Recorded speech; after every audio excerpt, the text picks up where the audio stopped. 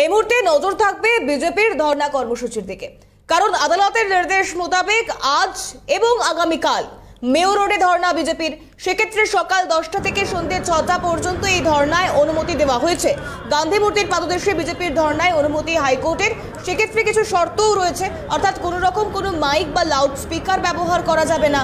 জমায়েতে 150 জন কর্মী নিয়েই শান্তিপূর্ণ অবস্থানে বসতে পারবেন তারা, এর বেশি সংখ্যায় মানুষ থাকতে পারবেন না।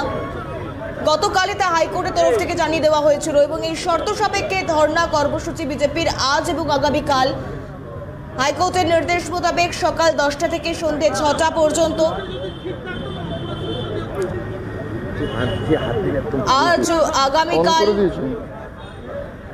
মেয়র রোডে ধর্ণা বিজেপির। হাইকোর্টের নির্দেশ মতো গতকালই আপনাদের জানিয়েছিলাম যে সকাল 10টা থেকে সন্ধ্যে 6টা পর্যন্ত এই ধর্ণা কর্মসূচি চালাতে পারবে বিজেপির নেতৃত্ব। তাতে কোনো রকম মাইক বা লাউডস্পিকার যেমন ব্যবহার করা যাবে না, তার পাশাপাশি 150 জন কর্মীকে নিয়ে শান্তিপূর্ণভাবে অবস্থান করতে হবে, এমনটাই নির্দেশ দেওয়া হয়েছিল আদালতের তরফ থেকে। প্রীতিশ আমাদের প্রতিনিধি সরাসরি এই মুহূর্তে আমাদের সঙ্গে রয়েছে। প্রীতিশ, শর্ত সাপেক্ষে যে ধর্ণার অনুমতি পাওয়া গিয়েছে আজ এবং আগামীকাল, এই মুহূর্তে ঠিক কি পরিস্থিতি সেখানকার?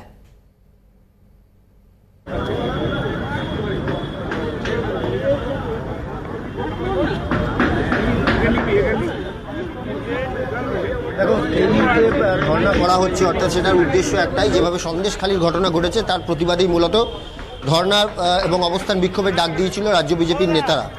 এবং গত পরশুদিন অর্থাৎ 26 তারিখ এই ধর্ণা আনুষ্ঠানিকভাবে সূচনা হওয়ার কথা ছিল, কিন্তু কিছু কারণের জন্য এই ধর্ণা কিন্তু করা যায়নি 26 তারিখ থেকে। অর্থাৎ যেটা পূর্ব ঘোষিত কর্মসূচি অনুযায়ী যে দিন ঠিক ছিল সেটা হচ্ছে 26, 27 এবং 28, এই 3 দিন ধরে ধর্ণা কর্মসূচি হবে এই গান্ধী মূর্তির পাদদেশে, এমনটা কিন্তু পূর্ব ঘোষিত কর্মসূচি ছিল এবং বিজেপি রাজ্য সভাপতি সুকান্ত মজুমদার সেটি জানিয়েছিলেন।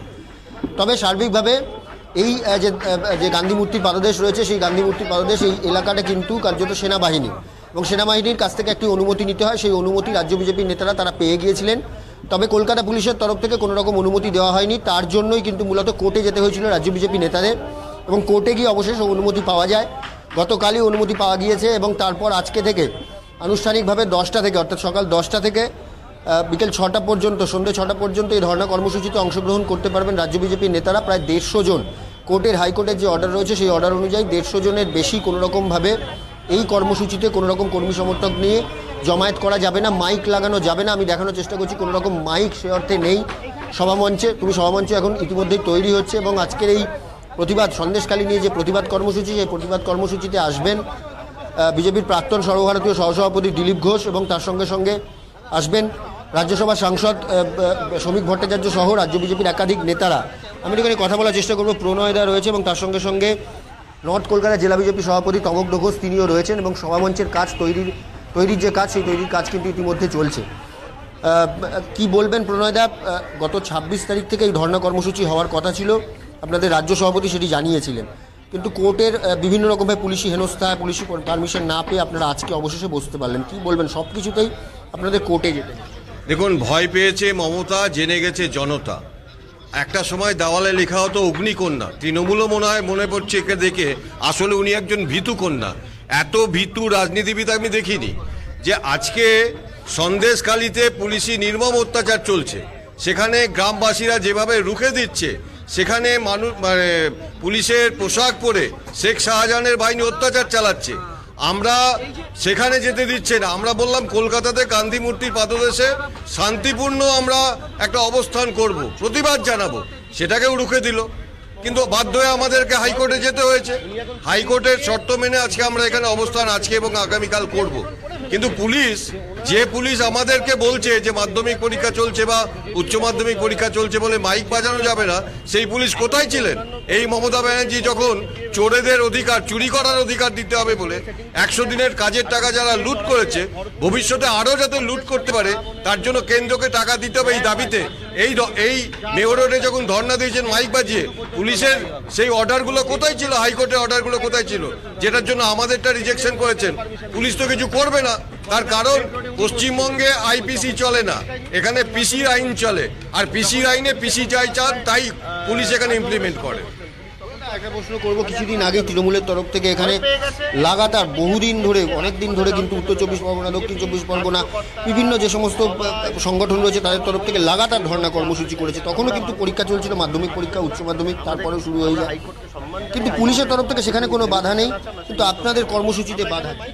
আমি তো সেই কথাই বলছি যে পশ্চিমবঙ্গে গণতন্ত্র নেই, এখানে আইনের শাসন নেই, এখানে শাসকের আইন আছে। পশ্চিমবঙ্গ পুলিশের ডিজি থেকে শুরু করে একজন থানার আইসি, ওসি সবাই তৃণমূল কংগ্রেসের ক্যাডার। গোটা তৃণমূল দলটা চালাচ্ছে হচ্ছে পুলিশ প্রশাসন। তো এই পুলিশ প্রশাসন মুখ্যমন্ত্রীর কথা মতো চলে।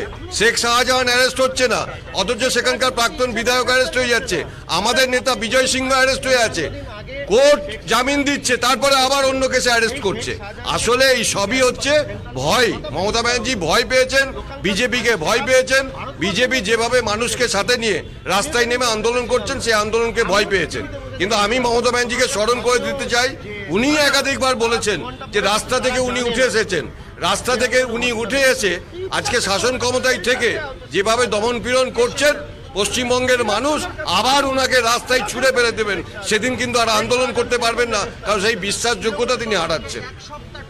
শুনলে প্রণয় রায়, তিনি কিন্তু পরিষ্কার জানিয়ে দিলেন যেভাবে উদ্দেশ্য প্রণোদিতভাবে পুলিশের তরফ থেকে এই যে 26 তারিখ হওয়ার কথা ছিল এই ধর্ণা কর্মসূচি সন্দেশখালী ইস্যুতে, সেটাকে কিন্তু উদ্দেশ্য প্রণোদিতভাবে বাতিল করেছেন এবং তারপর দাঁড়িয়ে হাইকোর্টের নির্দেশ মোতাবেক শর্ত সাপেক্ষে এই যে ধর্ণা কর্মসূচি বিজেপির আজ এবং আগামীকাল মেয়র রোডে, অবশ্যই পরবর্তী পরিস্থিতি কতটা শান্তিপূর্ণভাবে তারা ধর্ণা কর্মসূচি পালন করতে পারেন সেদিকেও আমাদের নজর থাকবে। প্রীতিশ, আপাতত ধন্যবাদ জানাবো, কারণ একদিকে সকাল 10টা থেকে সন্ধ্যে 6টা পর্যন্ত কোনো রকম মাইক বা লাউড স্পিকার ছাড়াই এবং শুধুমাত্র 150 জন কর্মীকে সঙ্গে নিয়েই তারা এই অবস্থান করতে পারবেন, ধর্নায় অংশ নিতে পারবেন, এমনটাই নির্দেশ দেওয়া হয়েছিল আদালতের তরফ থেকে।